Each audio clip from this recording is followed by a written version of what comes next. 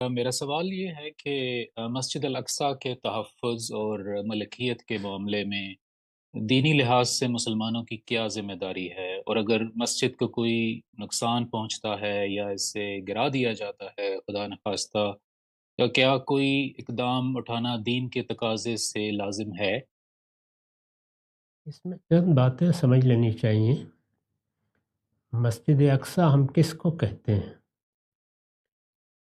اس وقت جس احاطے میں ایک عمارت آپ کو بنی ہوئی نظر آتی ہے وہ مسجد اقصیٰ نہیں ہے، ایک چٹان ہے جس کے بارے میں یہ خیال کیا جاتا ہے کہ وہ بنی اسرائیل کے معبد کی چٹان ہے، اور غالباً وہ جگہ ہے جہاں قربانی کی جاتی تھی۔ ہمارے ایک اموی خلیفہ نے اس پر وہ عمارت بنا دی تھی جو اس وقت آپ کو یروشلم کی تصویروں میں نظر آتی ہے، وہ مسجد اقصیٰ نہیں ہے۔ سیدنا عمر رضی اللہ عنہ نے جب فلسطین کی چابیاں حاصل کی ہیں تو اس موقع پر نماز کا وقت ہو گیا تھا، چنانچہ اس احاطے کے کنارے پر جا کر انہوں نے نماز پڑھی اور یہ فرمایا کہ میں وہاں نماز اس لیے نہیں پڑھنا چاہتا کہ جہاں میں نماز پڑھوں گا مجھے اندیشہ ہے کہ لوگ اس جگہ کو اپنے لیے خاص کر لیں گے اور اس طرح دوسروں کی حق تلفی ہوگی۔ اس جگہ ایک مسجد بنی ہوئی ہے جو اگر آپ پورے احاطے کو دیکھیں تو نیچے کی جانب نظر آتی ہے، اس کو لوگ بالعموم مسجد اقصیٰ کہہ دیتے ہیں۔ یہ مسجد بھی Recording in progress. مسلمانوں نے وہاں بنائی ہے۔ مسجد اقصیٰ کی تعبیر قرآن مجید میں نہ اس عمارت کے لیے استعمال ہوئی ہے نہ اس مسجد کے لیے استعمال ہوئی ہے، اس میں یروشلم کی اس مسجد کو مسجد اقصیٰ کہا گیا ہے جو سیدنا داؤد نے بنائی تھی۔ اس مسجد کے بارے میں قرآن نے یہ بتایا ہے کہ جب پہلی مرتبہ بنی اسرائیل پر اللہ کے عذاب کا تازیانہ برسا تو نبوکدنضر نے جو بابل کا حکمران تھا اس مسجد کو تباہ و برباد کر دیا، تورات کو بھی ورق کر دیا، لوگوں کے گھروں میں بھی اگر کوئی تورات کے نسخے تھے تو خرید کر یا لے کر ضائع کر دیے گئے، بنی اسرائیل کو اسیر کر لیا گیا اور وہ وہاں سے قیدیوں کی صورت میں نکل جانے پر مجبور ہو گئے۔ اس کے بعد سائرس نے جو ایران کا ایک بڑا حکمران ہوا ہے جس کے بارے میں عام طور پر خیال کیا جاتا ہے کہ وہی ذوالقرنین ہے، یعنی قرآن مجید میں جس ذوالقرنین کا ذکر ہے اس کی تعین میں لوگوں کے مابین اختلاف رہا ہے، لیکن سب سے زیادہ قرین قیاس نقطہ نظر انہی لوگوں کا ہے جو یہ کہتے ہیں کہ یہ سائرس کا ذکر ہے۔ سائرس نے ان کو اسیری سے نجات دلائی اور انہیں حق دیا کہ یہ دوبارہ جا کے یروشلم میں آباد ہو جائیں۔ یہود اسی کی عنایت سے اور اللہ کے کرم سے وہاں واپس آئے، اس معبد کو انہوں نے دوبارہ تعمیر کیا۔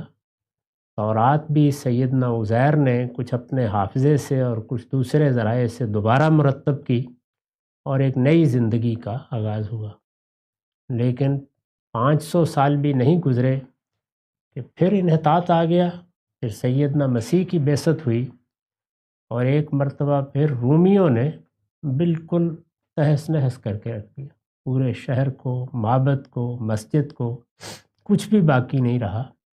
اب ایک دیوار بتایا جاتا ہے، وہ دیوار وہی ہے جسے دیوار گریہ کہتے ہیں۔ اگر آپ دیکھیں تو وہاں یہود بالعموم دعائیں کر رہے ہوتے ہیں یا رو رہے ہوتے ہیں، تو یہ صورتحال ہے اس کی۔ ظاہر ہے کہ اس جگہ پر یہود کا بھی حق ہے، اس جگہ کے ساتھ ہمارے بھی کچھ جذبات وابستہ ہیں، اور سب سے بڑھ کر یہ کہ اللہ کے ہر معبد کے ساتھ، اللہ کی ہر مسجد کے ساتھ مسلمان محبت بھی کرتا ہے، اس کی عزت بھی کرتا ہے، تو اس کو اس زاویے سے دیکھنا چاہیے۔ وہاں کوئی مسجد اقصیٰ جس طرح کے لوگ سمجھتے ہیں عمارت کی صورت میں سرے سے موجود ہی نہیں۔ خان صاحب، آپ کے علم میں ہے کہ بیت المقدس اور مسجد اقصیٰ مسیحی ہوں، یہودی ہوں، یا مسلمان ہوں، تینوں کے لیے ایک مقدس اور قابل احترام جگہ ہے. لیکن ہمیں دیکھتے ہیں کہ جدید دنیا کی تمام علم و دانش، فہم و فراست اور بصیرت اس مسئلے کا کوئی قابل عمل حل تلاش کرنے میں ناکام رہے ہیں کہ یہاں پر لوگ کیسے رہیں اور یہ جو مقدس مذہبی مقامات ہیں ان پر کس کی حاکمیت قائم ہو. تو سوال میرا آپ سے یہ ہے کہ ایک نقطہ نظر یہ ہے کہ یہ مسئلہ اس وقت تک حل نہیں ہو سکتا جب تک وہ مذہبی تصورات حل نہ ہو جو دونوں مذاہب کے درمیان موجود ہیں. تو یہ بتائیے کہ اس سرزمین کی مذہبی حیثیت کیا ہے یہود کے نقطہ نظر کے مطابق اور مسلمانوں کے نقطہ نظر کے مطابق؟ آپ کی اس پہ کیا رائے ہے؟ اور یہ جو بیت المقدس مسجد اقصی ہے اس کی تولیت کس کے سپرد ہونی چاہیے؟ پہلے فلسطین پر گفتگو کرنا ہوگی. میں اپنی تفسیر میں بھی یہ لکھ چکا ہوں اور بارہا میں نے اس کا اظہار بھی کیا ہے کہ فلسطین کی سرزمین اللہ تعالیٰ نے بنی اسرائیل کے لیے خاص کر دی تھی. دوسرے لفظوں میں کہیے اپنے لیے خاص کرتی تھی، اس لیے کہ بنی اسرائیل کو منتخب کیا گیا تھا کہ وہ اللہ کے دین کی شہادت دیں اور یہاں توحید کا مرکز بنائیں. ٹھیک. انہوں نے اپنی اس ذمہ داری کو صدیوں تک پورا کیا ہے، یہاں تک کہ پھر وہ انحطاط میں مبتلا ہوئے. انہوں نے انبیاء کو قتل کرنا شروع کیا، انہوں نے دین سے انحراف کیا، یہاں تک کہ اس بڑے جرم کا ارتکاب کیا جس میں سیدنا مسیح علیہ السلام کو صلیب دینے کے درپے ہو گئے. ٹھیک. اللہ تعالیٰ نے جو فیصلہ کیا وہ ایک الگ چیز ہے، لیکن انہوں نے اپنی طرف سے کوئی کسر نہیں چھوڑی.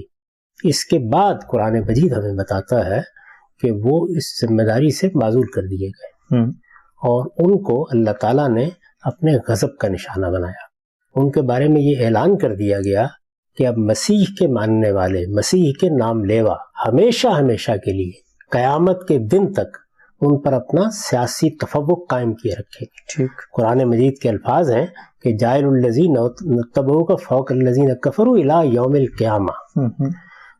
اس وجہ سے اب مذہبی یا دینی لحاظ سے ان کا کوئی حق اس سرزمین پر قائم نہیں ہوتا، کیونکہ وہ حق اللہ نے دیا تھا اور اللہ ہی نے لے لیا. اللہ تعالیٰ نے دیا تھا، اللہ تعالیٰ نے یہ زمین ان کے لیے خالی کرائی تھی، اللہ تعالیٰ نے اس کا اقتدار انہیں بخشا تھا. یہ اقتدار اسی اصول پر بخشا گیا تھا کہ لا ینال عہد الظالمین، یعنی سیدنا ابراہیم کی ضروریت ہے یہ. ان کو جب امامت دی گئی، پیشوائی کا منصب سونپا گیا، تو ساتھ ہی یہ بتا دیا گیا کہ یہ میرا عہد ظالموں کے لیے نہیں ہے. یہ بات البتہ بالکل صحیح ہے کہ اللہ تعالیٰ نے قرآن مجید میں یہ اعلان کر رکھا ہے کہ اوفو بعہدی اوف بعہدکم، تم میرے عہد کو پورا کرو، میں تمہارے عہد کو پورا کروں گا. یہ عہد اب ہے کیا؟ وہ اللہ کے پیغمبروں کی تائید کریں، سیدنا مسیح علیہ السلام پر ایمان لائیں، محمد الرسول اللہ کی دعوت کو قبول کریں، تو اللہ تعالیٰ کی عنایت کے پھر مستحق ہو سکتے ہیں. صحیح. لیکن یہ سب کچھ جو کچھ میں نے بیان کیا یہ ہفتہ خواں ہے، اسے اب کون طے کرے گا؟ تو اس وجہ سے اللہ تعالیٰ کی طرف سے تو یہ بات واضح کر دی گئی ہے کہ ان کا اب یہاں کوئی حق نہیں ہے. صحیح. یعنی مذہبی بنیاد پر کوئی حق نہیں. ٹھیک.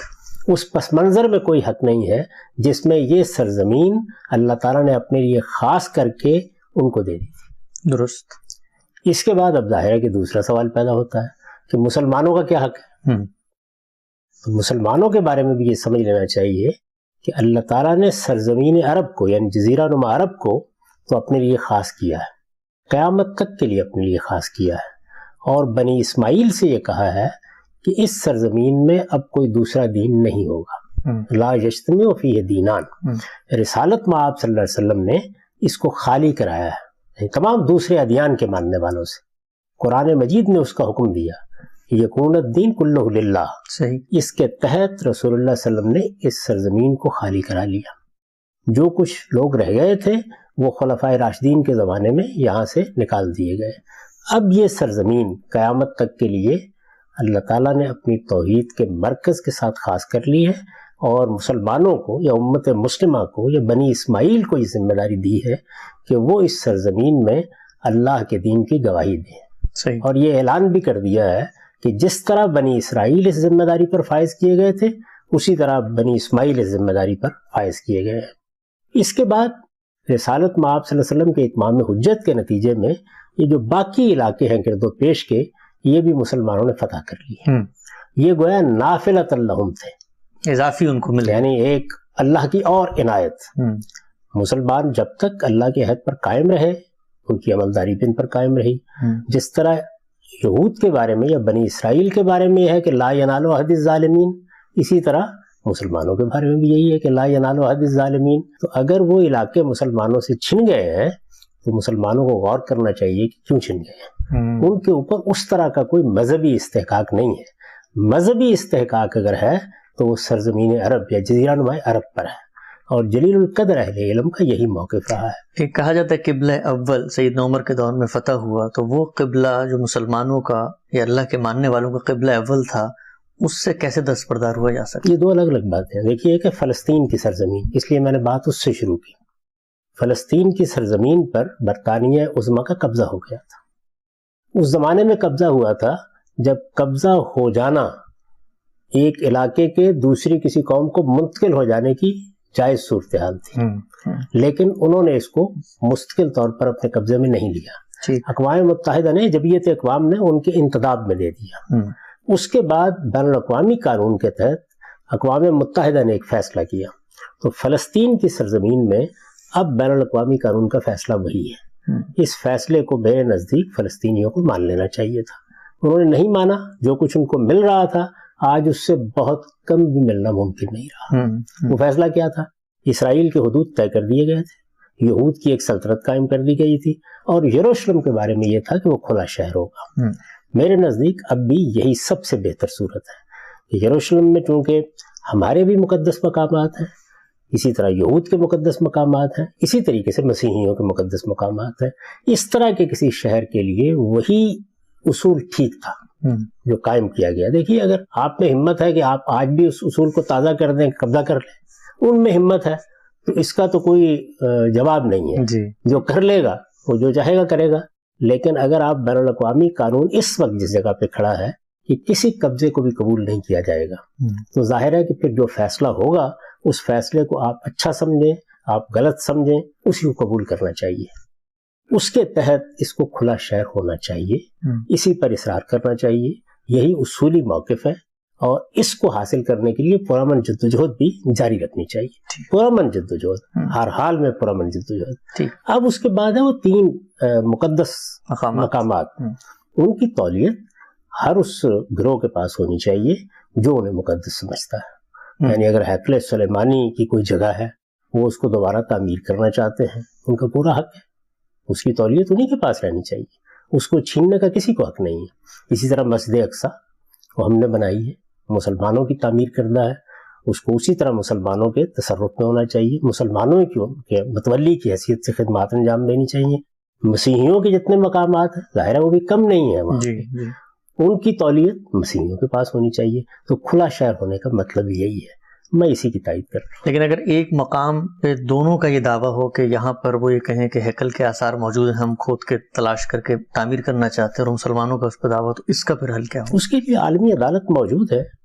جب آپ ایک عالمی نظم قائم کرتے ہیں تو پھر آپ کو غلط یا صحیح اس کی طرف جانا ہوتا ہے۔ میں اپنے ملک کی عدالتوں پر 10 اعتراضات کر سکتا ہوں، لیکن اگر کوئی اس طرح کا معاملہ ہوگا تو پھر ہم وہیں جائیں گے۔ اس کے لیے ظاہر ہے انہیں اپنا مقدمہ ثابت کرنا ہوگا کہ ہماری مسجد یہاں تھی یا ہمارا ہیکل یہاں تھا، اس کے لیے یہ تاریخی شواہد ہیں، یہ چیزیں ہیں۔ اگر ان کے حق میں فیصلہ ہو جاتا ہے اچھی بات ہے، لیکن ہمیں بھی حق حاصل ہوگا کہ ہم اپنا مقدمہ پیش کریں، بالکل ان کے اعتراضات دور کریں۔ اگر ان کا کوئی دعویٰ ہے اور ہمارے نزدیک غلط ہے تو اس کا ابطال کریں۔ تو جب آپ ایک ایسی دنیا میں جیتے ہیں جس میں کچھ ادارے بن چکے ہیں، عالمی سطح پر کوئی نظم قائم کر دیا گیا ہے، تو پھر بہرحال اس کی پیروی کرتے ہوئے اپنے حقوق کی آپ مدافعت کر سکتے ہیں۔ تاہم اصولی فیصلہ وہی درست تھا میرے نزدیک کہ اسرائیل قائم ہو گیا ہے، مجھے اچھا لگے یا نہ لگے، بین الاقوامی قانون نے اس کی تصویب کر دی ہے، اس کو تسلیم کرتے ہوئے یروشلم کو ایک کھلے شہر کے طور پر باقی رکھا جائے۔ رہی یہ بات کہ کس کے پاس طاقت ہے، طاقت کل کیا فیصلہ کرتی ہے، تو طاقت کے لیے کوئی قانون قاعدہ نہیں ہوتا۔ وہ اس سے پہلے بھی بہت سے فیصلے کر چکی، ایک عرصے تک کرتی رہی ہے، اب بڑے عرصے سے طاقت کو یہ فیصلہ کرنے سے روک دیا گیا ہے۔ تو جب تک دنیا کے اندر یہ قانون نہیں بدلے گا، آپ کو اس وقت بین الاقوامی قانون کے فیصلوں کو تسلیم کرنا ہے، اسی میں عافیت ہے۔ ہم نے بنگلہ دیش کو اسی اصول پر تسلیم کیا۔ فرمایا کہ راتوں رات اپنے بندے کو مسجد حرام سے لے جایا گیا، کہاں؟ دور کی مسجد تک، المسجد الاقصیٰ، اس میں جو لفظ الاقصی استعمال ہوا ہے وہ اب نام بن گیا ہے.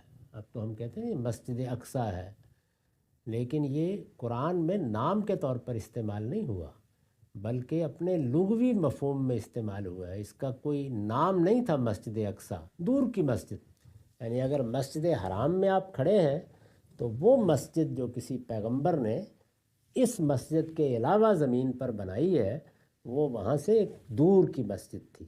تو اس لیے دور کی مسجد، جیسے ہم دور کا لفظ اردو میں استعمال کرتے ہیں، عربی زبان میں اقصی کہیں گے.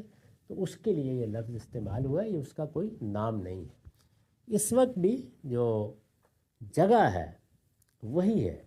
یعنی اس میں ایک چٹان تھی جو غالباً قربان گاہ کی چٹان ہے، وہ باقی تھی، اور کئی ایکڑ پر مشتمل ایک رقبہ ہے جو باقی ہے.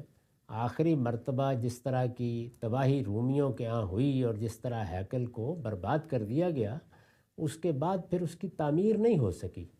تو رسول اللہ صلی اللہ علیہ وسلم کے زمانے میں بھی اسی طرح ایک میدان سا پڑا ہوا تھا. اس سے زیادہ کوئی چیز نہیں تھی. کوئی مسجد، کوئی عمارت بنائی گئی ہو، ایسا نہیں ہوا. 70 عیسوی کے بعد سے ایسے ہی ہے.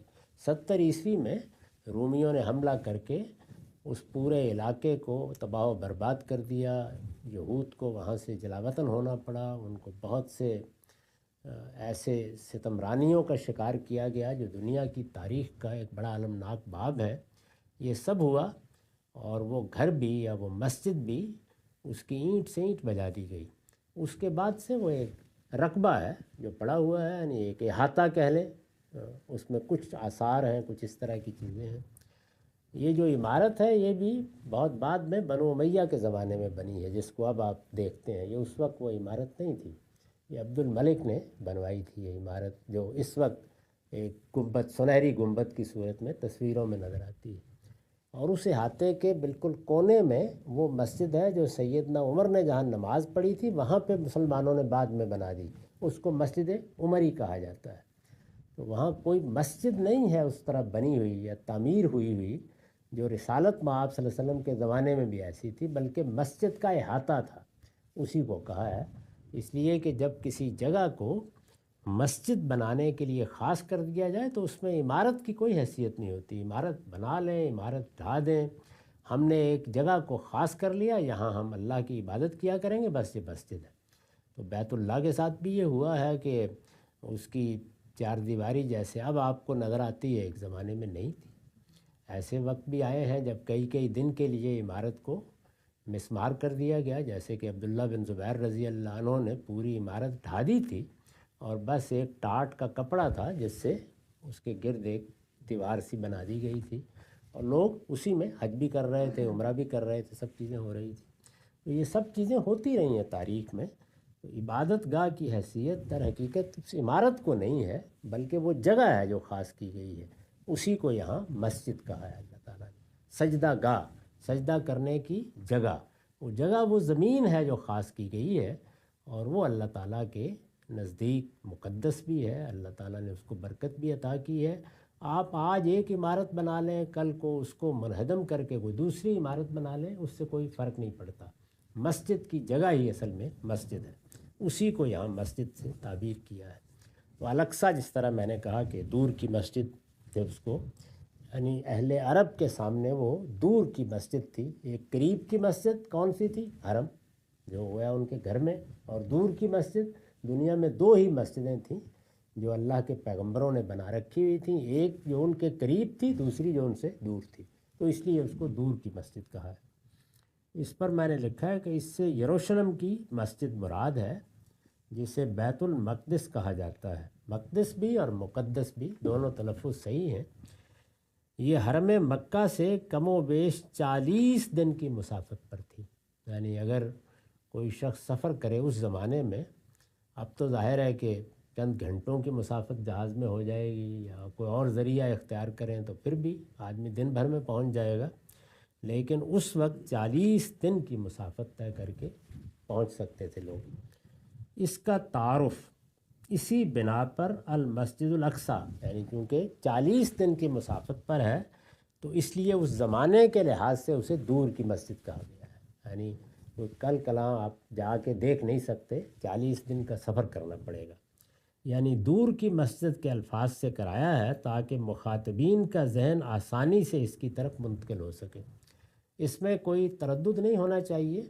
اگر دو ہی دنیا میں چیزیں موجود ہیں اور ان میں سے ایک آپ کے پاس ہے اور ایک آپ سے دور ہے، تو اس سے بہتر کوئی تعارف کا طریقہ نہیں ہو سکتا۔ دو ہی مسجدیں تھیں، یعنی ایک وہ جس کو مسجد حرام کہا ہے، اور دوسرے وہ جو وہاں سے دور کی مسجد تھی، یعنی مسجد اقصیٰ جس کو اب ہم کہتے ہیں۔ یہ اصل میں اس لفظ سے نام پڑ گیا ہے، نہ کہ یہ اس کا نام ہے۔ قرآن نے یہ لفظ استعمال کیا تو لوگوں نے اب اس کو مسجد اقصیٰ کہنا شروع کر دیا۔ بیت المقدس بھی کہا جاتا ہے اور ہیکل سلیمانی بھی، اس لیے کہ ایک بڑی عمارت تھی کسی زمانے میں اور ایکڑوں پر مشتمل رقبہ ہے جس میں وہ بنائی گئی تھی، اور بڑی غیر معمولی عمارت ہونے کی وجہ سے اس کو ہیکل کہا گیا، اور سیدنا سلیمان نے اس کو پایہ تکمیل تک پہنچایا تھا، تو اس وجہ سے وہ ہیکل سلیمانی بھی کہلاتی رہی ہے۔ وہ ہیکل سلیمانی، بیت المقدس، اسی طرح مسجد اقصیٰ، یہ اسی احاطے کے نام ہیں۔ اب رسالت مآب صلی اللہ علیہ وسلم سے صدیوں پہلے 70 عیسوی میں، رسالت مآب صلی اللہ علیہ وسلم تو 576 میں دنیا میں تشریف لائے ہیں، تو اس سے بہت پہلے یہ احاطہ ایسے ہی ہموار ہو چکا تھا، اور اس میں عمارت نام کی کوئی چیز ہے، وہی ایک دیوار ہے پرانی جس کو دیوار گریہ کہا جاتا ہے، جس کے پاس کھڑے ہو کر یہود عبادت کرتے ہیں۔ تو جس طرح کھنڈرات میں کچھ چیزیں باقی رہ جاتی ہیں، کوئی آثار رہ گئے، کوئی فرش رہ گیا، کوئی ستون رہ گیا، کوئی اسی طرح دیوار رہ گئی، یہی صورت رہ گئی ہوئی تھی، باقی عمارت بالکل ختم ہو چکی۔ اس کا تعارف یہاں پہ المسجد الاقصیٰ کے الفاظ سے کرایا۔ اس کی وجہ میں نے آپ کو بتا دی کہ دو ہی مسجدیں ہیں۔ قریب کی مسجد مسجد حرام ہے، جب مسجد حرام کو الگ سے بیان کر دیا جائے گا تو کوئی ابہام نہیں ہوگا، جب دور کی مسجد کہا جائے گا تو اس سے وہی مسجد مراد ہوگی۔ کوئی اگر اس کے بعد بھی اس کے تعارف میں کسر رہ گئی تو اس کو ایک اور جملے سے ادا کیا ہے، الذی بارکنا حولہ، جس کے ماحول کو ہم نے برکت دی ہے۔ یہ خاص تعبیر ہے الہامی صحیفوں کی، یعنی یروشلم کو جب اللہ تعالیٰ بیان کرتے ہیں، یا بیت المقدس کہیے، تو الہامی صحیفوں میں اس کا تعارف اسی طرح کے الفاظ سے کرایا جاتا ہے۔